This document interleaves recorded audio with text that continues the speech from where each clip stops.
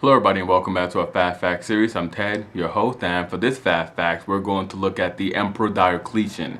Now, Diocletian was the last of the soldier emperors. Diocletian is also notable for having the longest reign of any of the soldier emperors, and he enacted a number of key reforms. Now, Diocletian defeated the Germans on the borders, securing the provinces, but he also reorganized the Roman army. The army under Diocletian numbers somewhere around 500,000 to 600,000 soldiers. And many of these new recruits that he brought in were from the bellicose tribes that were threatening Rome, those bellicose Germanic tribes. Now, Diocletian turned a Roman problem into a Roman solution. He also reoriented the Roman frontier armies from thin forces spread around the borders around the Roman borders into a centralized force that were capable of projecting beyond the frontier to meet the new threat, to meet any new threat that emerged. Now, Diocletian also reformed provincial administration. He separated military commands from provincial gubernatorial commands. The provincial military commanders were no longer short-term commanders, but they were now career military men with years of experience. Provincial governors were now exclusively civil administrators rather than military and civilian leaders, like they had been in the past. From the very beginning of the Roman provincial system, governors had served in a military and a administrative position. When Caesar took possession of, when he became governor of Cisalpine Gaul, he was in charge of the military, but also the civil administration of Cisalpine Gaul. From now on, there would be two separate commands for that under Diocletian. To increase the efficiency of provincial administration, Diocletian decided to subdivide the provinces into smaller administrative districts. I'm sorry, I said districts. That's not even a word. These new subdivisions allowed each provincial governor to address the concerns in a given region more vigorously. With the governor focusing on local matters, there was a need to appoint an overall imperial administrator for the large blocks of provinces.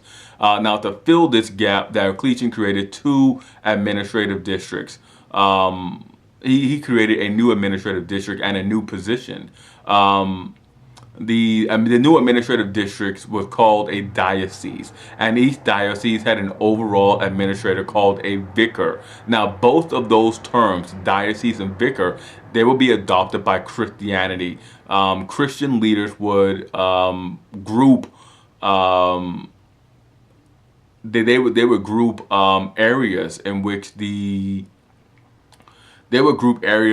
Christians inhabited has diocese, and it's still on there. You can think of an Anglican diocese or a Roman Catholic diocese, and they're both and they still employ administrative personnel known as vicars in both of those religious structures, in the Catholic and the Protestant, at least as far as the Anglican Protestant.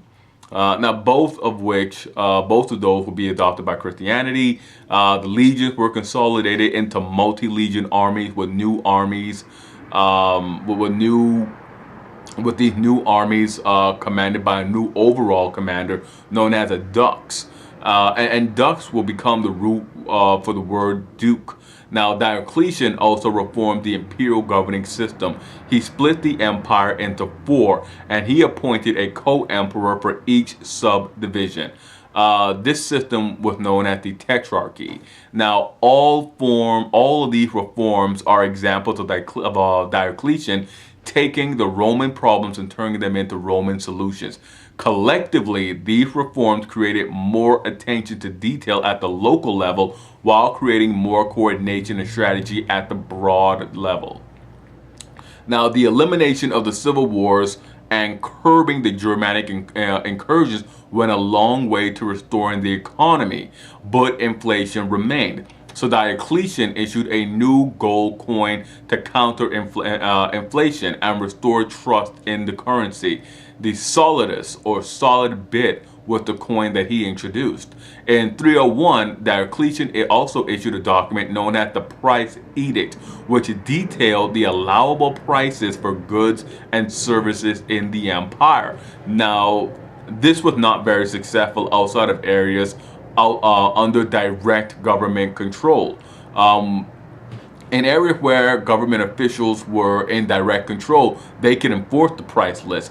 But in areas where government officials were not on the scene and cannot force merchants and other tradesmen to follow the price list, the price list was pretty much a hollow document.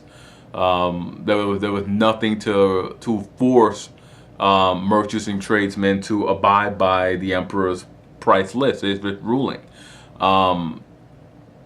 Diocletian also attempted to repair the image of the emperor, which because of the high turnover rate during the 3rd century, the image of the emperor, the position of the emperor, had become severely degraded. Diocletian explicitly linked the person of the emperor and the gods. Now, this was not a new strategy. Augustus had himself and Gaius Julius Caesar both deified, and from now on, all emperors would liken themselves to the gods. All the while, they were linking themselves to the gods in a manner similar to the way the Egyptian kings likened themselves to the gods. Now, the emperor began to depict themselves on their coins with bursts of light surrounding their heads. Now, the Christians would also later copy this convention, placing the halo around the head of their gods and also their saintly figures, their dead former religious leaders, persons like Simon, who became Peter, or Saul, who became Paul. They would place the burst of light, the halo, around their heads. Now, Diocletian also improved the trappings of the imperial ceremony at his court. He was the first emperor to wear a gold cloak or to have his attendants address him as Lord. An unintended consequence of this reform was that any religious challenge to the gods was tantamount to treason. Political unity in Rome was now tied to religious in a new way, was now tied to religion in a new way. Diocletian began to discourage and persecute deviant religious cults in the empire who refused to acknowledge this new religious component to the office of the emperor or to the person of the emperor. And it's at this point that we'll break in our discussion of Diocletian. Hit like, subscribe, and comment. Let me know what you thought about Diocletian, his career, and his reforms. And his reforms are very controversial, with some saying that it was the right move at the right time for Rome, and others saying that Diocletian's reforms set Rome on the path for eventual disunity. It's a bit of a controversy. It's a heated argument. But it is entertaining to sort of just watch or listen to the exchanges over Diocletian and his reforms. But in any regards, hit like, subscribe, and comment. Let me know what you thought about it. And as always, I am Ted, and I'll see you guys next time for another Fast Fact.